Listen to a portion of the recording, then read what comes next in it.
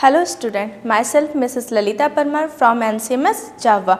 Today we start the revision lesson number 3rd. Okay, Earth, Sun and Moon. इसमें हम सबसे पहले पढ़ेंगे the solar system. Okay. Objects seen in the sky are celestial object. ठीक है, जो sky में जितने भी ऑब्जेक्ट दिखाई देते हैं एक्चुअली ये कब दिखाई देते हैं हमें in night. Okay, the sun and the 8 planets that revolves around the sun together form the solar system. Okay, ठीक है. क्या है इसमें कि जो सन है, सन के आसपास जितने 8 planets रिवॉल्व करते घूमते हैं वो सारा मिलकर क्या कहलाता है हमारा solar system. Other than the planets, satellites of various planets, comets and asteroids are also part of the solar system. ठीक है, इसमें ये भी सारे इंक्लूड है. The sun is at the centre of the solar system. Solar system के जो centre में है वो कौन है हमारा सन, उसके आसपास ही रिवॉल्व करते हैं. ओके,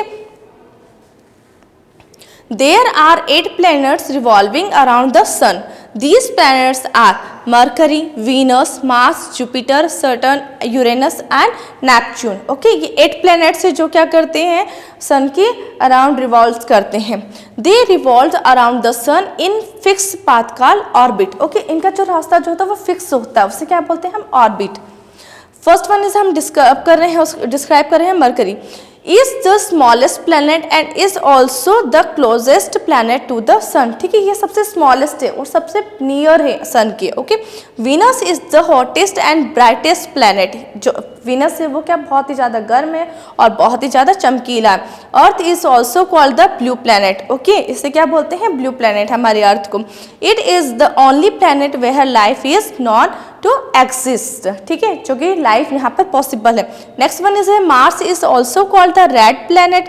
जो मार्स है उसे हम क्या बोलते हैं red planet. Jupiter is the largest planet of the solar system. जो जुपिटर है वो क्या हमारा लार्जेस्ट प्लैनेट है सोलर सिस्टम का. Look, this one is the sun in a centre.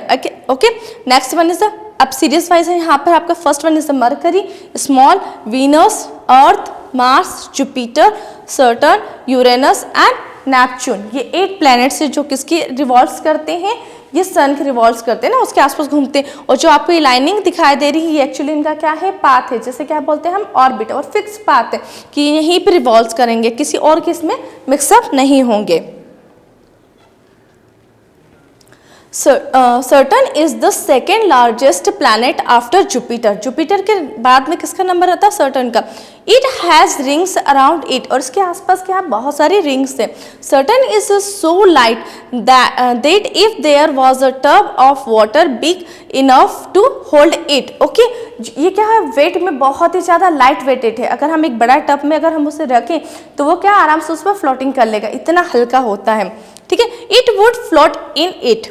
Uranus is the coldest planet of the solar system. Okay, Uranus जो है वो सबसे ज़्यादा क्या है कोल्डेस्ट प्लैनेट है सोलर सिस्टम का. Neptune is the planet farthest from the sun. Sun से सबसे ज़्यादा दूर कौन है हमारा नेपच्यून. ठीक है, ये हमारे 8 प्लैनेट थे. अब हम डिस्क्राइब कर रहे हैं सन के बारे में. सन क्या है उसके बारे में. Okay, the sun is a star that is situated at the center of our solar system. Okay, actually ये क्या है एक तारा है, एक स्टार है. It is a huge ball of burning gases. इसमें जलती हुई गैसेस है ना. Its size is about 109 times that of the earth. अर्थ से इतना ज़्यादा बड़ा है. Its mass is about 330,000 times that of the earth. Okay, इससे इतना ज़्यादा इसका mass. Okay, it is almost 99.86% of the total mass of the solar system. Solar system का जितना टोटल इंक्लूड करते हैं हम मास, उसमें से कितना 99.86% सन का है only. Okay, hydrogen and helium gases are the major contribution of the sun. Actually जो सन का जो उसमें गैसेस हैं वो कौन सी होती हैं होलियम और हाइड्रोजन है ना, जो एक दूसरे में चेंज होकर उसमें बहुत सारी एनर्जी रिलीज करती हैं. Look, this one is the sun. Sun का जो इंटर पार्ट होता है ना, सेंटर पार्ट, उसे बोलते हैं हम कोर. और आउटर पार्ट जो होता है उसे बोलते हैं कोरोना. ठीक है, नेक्स्ट हमारा आता है earth. The earth is the 3rd planet from the sun. Okay, sun से जो डिस्टेंस पे हम देखते हैं 3rd नंबर पे आता है. It is surrounded by an envelope of air known as the atmosphere. पता है हमें इसके आसपास कौन सा एनवलप है? एयर का, जिसे हम एटमॉस्फेयर कहते हैं। The atmosphere of the earth protects us from the harmful radiation of the sun. Sun से जो हार्मफुल रेडिएशन आती है वो उससे हमें प्रोटेक्ट करता है। The interior part of the earth is divided into 3 main layers. First one is a crust, mental and last one is a core. ये ऊपर से अंदर की तरफ ना, फर्स्ट नंबर पर क्या होगा हमारा? क्रस्ट, सेकेंड पे core, mental and third one is core. Look this picture, internal structure of the अर्थ। ये इंटरनल स्ट्रक्चर है ना, ठीक है। ये आपका फर्स्ट लेयर जो आपको दिखाई दे रही है वो क्रस्ट है, उसके बाद हमारा मेंटल आता है, उसके बाद कोर। कोर को भी हमने क्या 2 पार्ट में डिवाइड किया, जैसे first one is outer core, ये आउटर कोर, और जो अंदर होता है उसे क्या बोलते हैं? Inner core. नेक्स्ट हमारा आता है moon. An object that revolves around a planet is called a satellite. ठीक है, किसी भी प्लैनेट के आसपास अगर कोई भी ऑब्जेक्ट रिवॉल्व करता है, घूमता है, तो उसे हम क्या बोलते हैं? Satellite. Satellites are of 2 types. First one is a natural satellite and second one is a artificial satellite. 2 types के होते हैं, है ना। Natural existing objects revolves around a planet are called natural satellites. ठीक है, नेचुरली हो जो, है ना, उसे नेचुरल सैटेलाइट्स बोलते हैं। Some satellites of the earth are man made satellites, है ना। कुछ अर्थ के ऐसे हैं सैटेलाइट्स हैं जो मैन मेड है। They are called artificial satellites. ठीक है, उन्हें क्या बोलते हैं हम? Artificial satellites. The moon is the natural satellites of the earth. Earth का जो मून हमारा है वो क्या? नेचुरल सैटेलाइट्स है। ठीक है, the moon has no light of its own. Moon की जो खुद की लाइट नहीं होती। The moon shines in the sky because it reflects the sunlight falling on its surface. ये क्या करता है? इसकी जो सरफेस पे सनलाइट जाती है उसके क्या करता है? कर देता है, रिफ्लेक्स कर देता है, जिसकी वजह से हमें ये क्या दिखाई देता है? चमकीला। It is almost spherical in shape. यह क्या होता है? ऑलमोस्ट दिखे तो स्फेरिकल शेप में होता है। It has no atmosphere due to which it is very hot during the day and very cold at night. Actually क्या, इस पर कोई एटमॉस्फेयर नहीं, कोई गैसेज नहीं पाई जाती है ना, जिसकी वजह से क्या होता है? दिन में बहुत ज़्यादा गर्म होता है और नाइट के समय बहुत ज़्यादा ठंडा हो जाता है। ठीक है। Landing on the moon. अब फर्स्ट टाइम मून पर कौन गया था?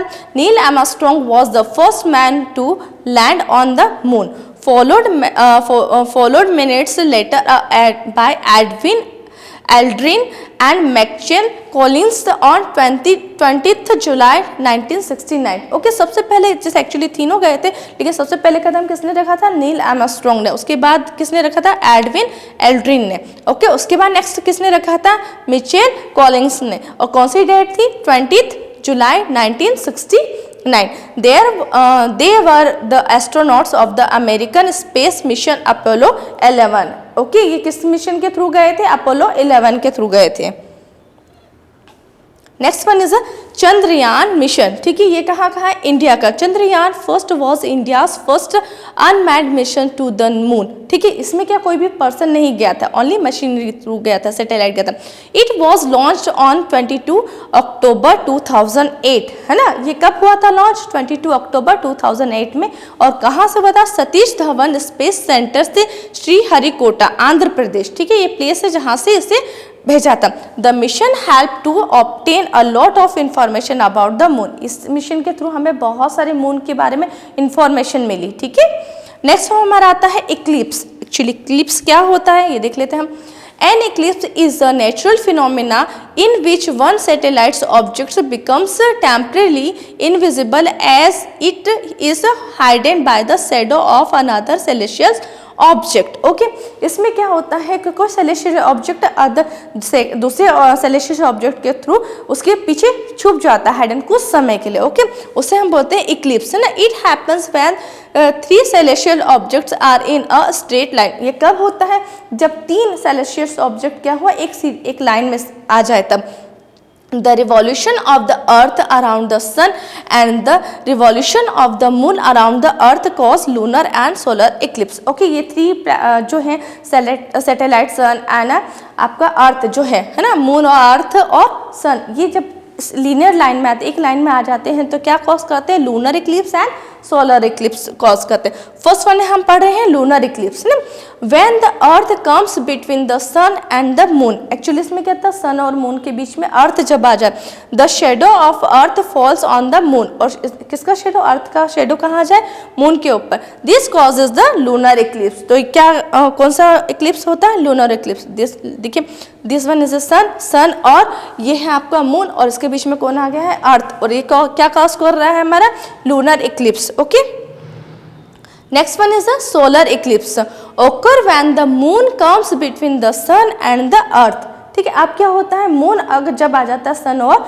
अर्थ के बीच में, the shadow of the moon falls on the earth. अब क्या होता है, इसका शेडो किस पर आ जाता है, अर्थ पर, तो क्या हो जाता है यहाँ पर, सोलर इक्लिप्स। लुक हियर, ये आपका सन है, यहाँ पर आपका मून, सन और अर्थ के बीच में जब मून आ जाता है तब हमारा सोलर इक्लिप्स होता है। Okay, effects of the Eclipse on the earth. अब इक्लिप्स के क्या इफेक्ट होते हैं हमारे अर्थ पर, वो देखिए, the rise and fall of the earth's water such as water is the ocean due to the gravitational pull of the moon and to some extent of the sun is called a tide. Actually क्या होता है, जब सन और moon के बीच में रहता है तो सन भी क्या उसकी ग्रेविटेशनल फोर्स लगाता है, जिससे हमारा अर्थ का वाटर क्या ऊपर जाता है, और जैसे ग्रेविटेशनल फोर्स कम होता है वैसे वो वापस नीचे आ जाता है। ये क्या कहलाता है आपका, tides. Okay, sea water rises and falls twice a day. एक दिन में क्या 2 टाइम्स होता है।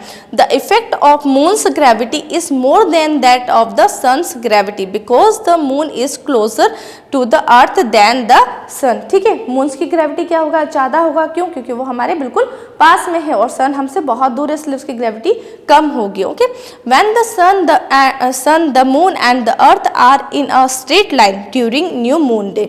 Okay, very high tides called spring tides are seen. ठीक है, बहुत ज़्यादा टाइड्स ज़्यादा होगी, उसे क्या बोलते हैं हम, spring tides. The combined force of gravity of the sun and the moon bring about these high tides। इस हाई टाइड्स के लिए कौन जिम्मेदार होता है, सन और मून, है ना। इनकी ग्रेविटी एक साथ जब कंबाइंड हो जाती है तो बहुत ज़्यादा बड़ी टाइड्स होती है। ओके, आपके लिए वर्कशीट है जिसमें फिल इन द ब्लैंक्स हैं, जिसके ऑप्शन दिए हैं, आपको इसको कंप्लीट करना है। नेक्स्ट आपका है draw the picture of the lunar eclipse and solar Eclipse, जो आपने इस वीडियो में देखा है, आपकी बुक में भी है पिक्चर्स, आपको उसे ड्रॉ करना है। नेक्स्ट आपका है मैचिंग है, जो डेफिनेशन है उसके अकॉर्डिंग है, आपको उसको मैच करना है। जितना एक्सप्लेन करा उसके थ्रू आप इसे आराम से मैच कर सकते हैं। और प्लीज़ इस वर्कशीट को अपने नोटबुक में नोट करिएगा। ओके, आपकी एग्ज़ाम आने वाली है मार्च में, तो आप अच्छे से प्रिपेयर करें और अपनी कॉपी को कंप्लीट करिए। Thank you.